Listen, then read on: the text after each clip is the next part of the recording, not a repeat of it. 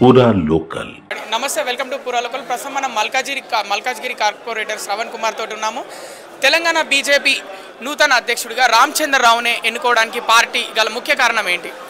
Party గల కారణాలు ఏంటనేది పార్టీ హైకమాండ్ చెప్తారు, కానీ నేను అనుకోవడం చెప్తున్నాను. నా పర్సనల్ ఒపీనియన్ చెప్తాను.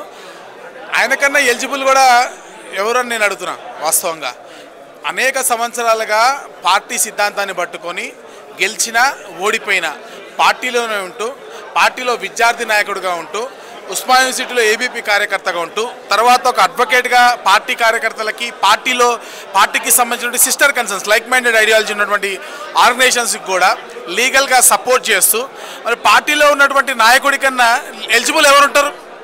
కాబట్టి అంటే వేరే వాళ్ళని కించపరచడం కాదు, కానీ రామచంద్రరావు గారు 100% సూట్ అంటున్నాను నేను.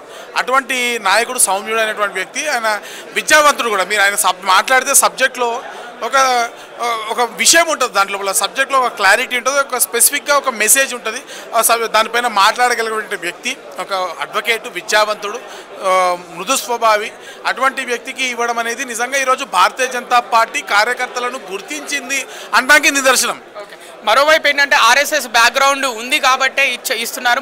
ముఖ్యంగా పార్టీ పెద్దపీట వేసేది ఆర్ఎస్ఎస్ బ్యాక్గ్రౌండ్ ఉన్న వాళ్ళకే అని వార్తలు వస్తున్నాయి.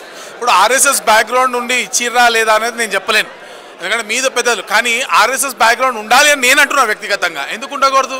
ఇప్పుడు భారతీయ జనతా పార్టీ సైద్ధాంతికంగా నడిచేటువంటి ఒక పార్టీ, సైద్ధాంతికంగా నడిచేటువంటి ఒక భారతీయ జనతా పార్టీలో సిద్ధాంతాలు తెలిసినటువంటి వ్యక్తి అధ్యక్షుడిగా ఉండాలని కార్యకర్తలు కోరుకోవడం తప్ప. ఫర్ ఎగ్జాంపుల్, పలానా శ్రవణ్ మల్కాజ్గిరిలో ఏం చేసిండు, పలానా శ్రవణ్ రాంబాబు గారు వాళ్ళ ఫాదర్ ఎన్నేళ్ళు పనిచేసిండు, ఏ విధంగా పనిచేసిండు, ఏం సాక్రిఫైసెస్ చేసిండు, లేదా పలానా సీనియర్ లీడరు పలానా ఏరియాలో ఎప్పటి నుంచి పనిచేసిండు, ఏమేమి సాక్రిఫైసెస్ చేసిండు. ఇది పాత కార్యకర్త కాబట్టి, సిద్ధాంతపరంగా ఉన్నటువంటి కార్యకర్త కాబట్టి ఆయనకు తెలుస్తుంది, తెలిసే అవకాశం ఉంటుంది. కాబట్టి న్యాచురల్గా సిద్ధాంతపరంగా ఉన్నటువంటి కార్యకర్తలు, పాత కార్యకర్తలు అటువంటి వ్యక్తిని కోరుకోవడంలో తప్పేంది అని అడుగుతున్నాను నేను. మరో 100% కొత్త వాళ్ళకి, కొత్త కార్యకర్తలు, ఇప్పుడు 50 సంవత్సరాలు పనిచేసిన కార్యకర్తలను ఈరోజు కొత్తగా వచ్చిన పార్టీల నాయకులు గుర్తు కూడా పట్టరు, అలా చూసుకుని వెళ్ళిపోతున్నారు. అట్లాంటి వాళ్ళకన్నా పార్టీ కార్యకర్తలకు ఇవ్వాలని పార్టీ కార్యకర్తలు కోరుకుంటారు.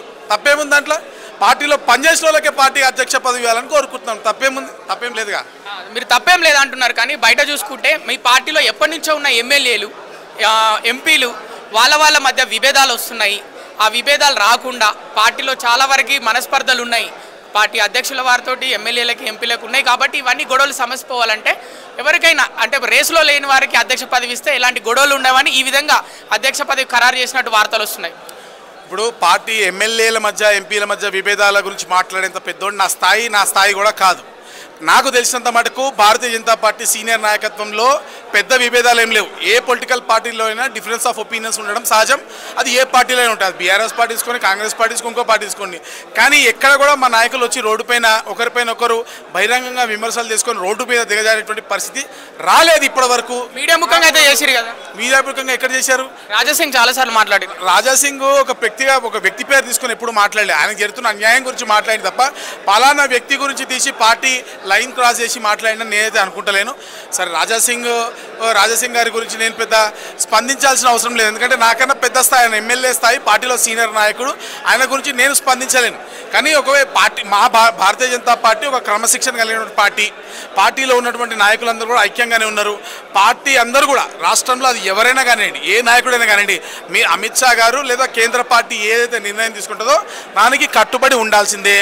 Party is bigger than even, party is bigger than, మనుషుల కన్నా పార్టీ చాలా పెద్దది. పార్టీ సిద్ధాంతం గొప్పది, పార్టీ జెండా గొప్పది. కాబట్టి వీటిని గౌరవించి ముందుకు పోవాల్సిన బాధ్యత ప్రతి కార్యకర్త పైన ఉంటుంది. అది ఉండాలని కోరుకు నేనైనా, ఆయనైనా, నాకు కూడా నచ్చని విషయాలు అనేకం ఉంటాయి. నాకు కూడా ఈ పోస్ట్ ఇలే అనిపిస్తుంది, నాకు కూడా ఇంకోటి ఇలే అనిపిస్తుంది. కానీ ultimately end of the day, example చెప్తా, మా నాన్న 50 సంవత్సరాలు పనిచేసారు, మల్కాజ్గిరిలో ఒకే పార్టీలో పనిచేసారు. ఈరోజు మా నాన్న స్టేట్ కౌన్సిల్ మెంబర్ కూడా చేయలేకపోయినటువంటి పరిస్థితి. కానీ ఈరోజు కొత్తగా పార్టీలోకి వచ్చిన వాళ్ళు అనేక మంది డైరెక్ట్గా స్టేట్ కౌన్సిల్ మెంబర్లు అవుతారు, రాష్ట్ర కార్యవర్గ సభ్యులు అవుతారు, స్టేట్లో ఆఫీస్ బేరర్స్ అవుతారు. అలా అని చెప్పి అలిగి మనం కూర్చోలేం. పార్టీ సిద్ధాంతాన్ని తీసుకొని ప్రజల వద్దకు పోయి ఈ దేశం కోసం పనిచేయడమే అంతమే లక్ష్యము. పార్టీ అనేది ఒక means to work for nation. ఈ దేశం కోసం పనిచేయడానికి పార్టీ ఒక మాధ్యమము. పార్టీ ద్వారా ఈ దేశం కోసం పనిచేస్తున్నాం అనేటువంటి ఒక మైండ్ సెట్ మనం పెట్టుకుంటే మనకి ఎప్పటికి కూడా న్యాయమే జరుగుతుంది. మరి స్థానిక సంస్థల ఎన్నికల కోసమే బీజేపీ తెలంగాణ అధ్యక్షుడిని ఎన్నుకుంది అని వార్తలు వస్తున్నాయి బయట, అంటే ఎన్నుకోబోతుందని. మరి ఏ విధంగా ఈ కొత్త అధ్యక్షుడి ఎన్నిక ఉపయోగపడబోతుంది స్థానిక సంస్థల ఎన్నికలకి? స్థానిక సంస్థ ఎన్నికలకి బీజేపీ రాష్ట్ర అధ్యక్షుడి ఎన్నికకి సంబంధం ఉందని నేను అనుకుంటలేను. అసలు రేవంత్ రెడ్డి గారు ఎలక్షన్ పెడతాడా, అది ఫస్ట్ క్వశ్చన్. ఆయనకి ఎలక్షన్ పెట్టి ఎలక్షన్లు కొట్లాడే దమ్ము ధైర్యం ఉందా, అది మనం ఆలోచించుకోవాల్సిన అవసరం. ఈరోజు కాంగ్రెస్ పార్టీ గ్రాఫ్ పూర్తిగా పడిపోయినటువంటి పరిస్థితుల్లో ఎన్నికలు ఏ విధంగా ఆపాలని వాళ్ళ మనసులో కోర్టులకు పోయేటువంటి పరిస్థితుల్లో మనం చూస్తుంటే కోర్టులు కూడా మొట్టికాయలు వేస్తున్న సందర్భాలు మనం చూస్తూ ఉన్నాము. ఎట్లెట్లా ఆపాలా, మేము అది కాలేదు ఇది కాలేదు, కేంద్రం పైన బీసీకరణ చేయాలి, కేంద్రం పైన బట్టగాల్చి కేంద్రం మీద వేసి ఏదో ఒక కుంటి సాకుతోటి ఎన్నికలు ఆపేటువంటి ప్రయత్నం చేస్తున్నటువంటి ఈ రాష్ట్ర ప్రభుత్వం యొక్క వైఖరికి భారతీయ జనతా పార్టీ రాష్ట్ర అధ్యక్షుడి పదవికి ఎటువంటి సంబంధం ఉందని నేను అనేది అనుకుంటలేను. మాది రొటీన్ ప్రాసెస్. 3 years తర్వాత 1 year extension because of so many reasons, పార్టీలో ఉన్నటువంటి అనేక విషయాల వల్ల, ఇంక్లూడింగ్ ఆపరేషన్ సింధూర్ కూడా ఒక ఫ్యాక్టర్.